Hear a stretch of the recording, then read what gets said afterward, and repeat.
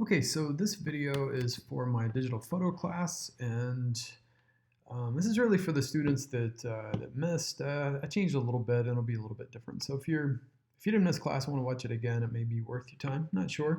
Um, anyway, so this project is in three parts. I'll start with this first part, which is snapshots versus art shots. And for snapshots, basically what I mean by that, those are just your kind of everyday pictures where you're not really trying to make art. It's just you think something's interesting or fun, you take a quick picture to remember it and move on.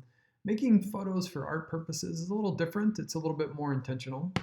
And so what I want to do for actually really to drive the point home is to have you deliberately take a snapshot and then do a more carefully composed shot of that same subject. So I've got a few student examples here. The first is, it's been a while, I don't remember the student's name, but here's obviously a snapshot of the cat. You thought the cat looked cute on the couch, took the picture, but it's really not much of a photo, other than just for memory's sake. This is the exact same cat on the exact same couch. The student just got a little lower down to eye level with the cat and got the camera up much closer, then edited in black and white to give it more of a presence. So much better photo there. Here's another student photo from my class from a few years ago, and this was the student's child, and this kind of has all the hallmarks of a bad snapshot. You've got someone's leg in the background, so there's no intentional composition. The flash on the camera was used, so the kid's face is just totally blown out. Way too light. So this is the same kid, same student. This is a much more intentional photograph, right? So instead of using the flash on the camera, turn the flash off, put the kid next to a window so you get this nice natural light coming in, and then really thought about the composition instead of putting him like dead center or just randomly with weird stuff in the background. There's a nice sort of calm background, and the focus is really on the kid, on the portrait. So much better picture. Here's another student shot. This is from one of the dorms. Some of you might recognize where this is taken. So anyway, piano in the dorms, and then the same piano, but a much more close-up photo, and using shallow depth of field so the foreground's in focus and the background shifts out of focus. And this is the kiln in the ceramics classroom at school, a snapshot of that, and then using a much more careful lighting and composition, and making a much more beautiful photograph of the same subject. All right, so that's your first part of the assignment, is to take three photos where you do a snapshot first and then do a more proper photo second. The next part of the assignment, I'm having you guys do a few photos for this week. Just, it doesn't take too long to take photos. So the next part of this is light. And so you can't take photos without light, obviously. And so, light is really everything in photography. This is one day I was cleaning up the classroom after drawing class, and this bottle was left on the table from a still life object. And as I turned the lights off, I realized, it was making a really great shadow and the light coming in behind. So this is sunlight streaming in late in the day. So I grabbed my camera and took a picture of sort of before and after, because I thought it really showed paying attention to light and how much that can transform just a really mundane subject like a bottle on a table. And so that's what you can think of for this assignment, is how does light transform objects and how can you be more careful with your lighting? This is a photographer named Joseph Sudek, and rose in a vase can be a really bland, very boring subject matter. But if you really work with the light and think about how that can really bring the subject to life, I think that's what really makes this photograph beautiful.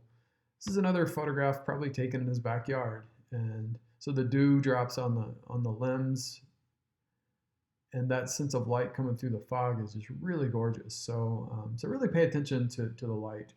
It's a photograph I took in Rome a few years ago, and it's a Colosseum, obviously.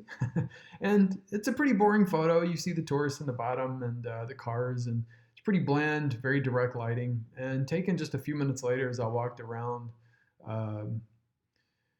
started to get a little bit more interesting. But then I realized I could get the sun coming through one of those openings, and that to me makes a much more interesting photo. So just think about how you can switch the lighting up in any given situation. Later that night, I was able to take another photo when I came back through. And I thought that the Colosseum lit up at night made for a really interesting photo. It's another photo I took in Rome. You see tourists at the bottom, and it's kind of a mundane photograph. The sky's really washed out. And the next photo that I took, I set it up so the sun is behind the columns there, and that with the tourists cut out of the bottom, I think it's a more interesting photo too, because it doesn't seem like such a, I don't know, such a bland photo in a way. So I like this one a lot better. The sky's a lot more dramatic. Yeah, I don't know. You recognize this. This is the pool at the Huff Center. This is a student photograph. So a really nice sort of light shadow image. I don't know who took this. This is something I found on the internet, but this was just a really cool, like, I don't know if they just put paper up over the windows and poked holes in it while the light streams through. It looks like they got the dust kicked up in the room, so the light would filter through the dust. So it's a really cool created photograph. Some more student works. This is that space underneath Doll Chapel if you were to walk underneath the stairs through. So really nice sense of light in that, the way the light's streaming through into that darker space. And the lighter here looks great. I love how the light makes it really soft shadows and light on the fingers. So I think that's a pretty good one.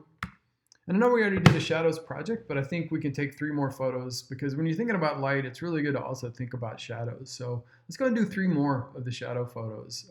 It's a great subject. You could actually take on the topic of shooting shadows every day, like shoot one a day and not run out of ideas. I think you can make great work. For this part, I actually showed student work. So if you were in class, you know what we did. We talked about each other's work. And so for those of you who weren't there, really this gave students a chance to talk about the work they've created for the first part of the Shadows project. So I'm not going to talk about these individually. I'll just click through them, let you see them. You could also look at them on those Padlet pages.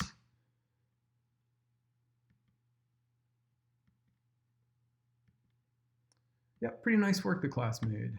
I enjoyed the conversations we had in this part of it. Yeah, very nice stuff, very nice.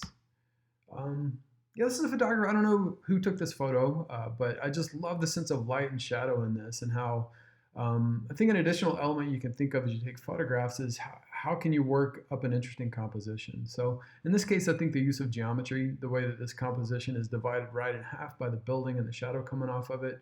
The man is in darkness with his face lit, and then the woman is a dark silhouette with her hair just like on fire from the sun coming through it. So I think that's a beautiful photograph because the light, shadows, and the composition.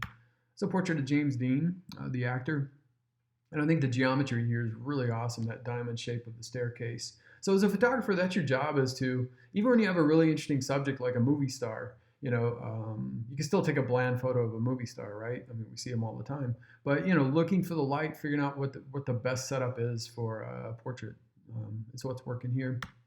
Here's a student example, just a really simple portrait of your own shadow. I'm not sure who made these photos. I'll just click through them real quick. Really interesting light and shadow images though. This is a student work. This is just a simple photo I took of a hand sanitizer bottle, which we're all using way too much of these days. But I thought the light looked great coming through it. Yeah, student work. This is the local park. Another student project.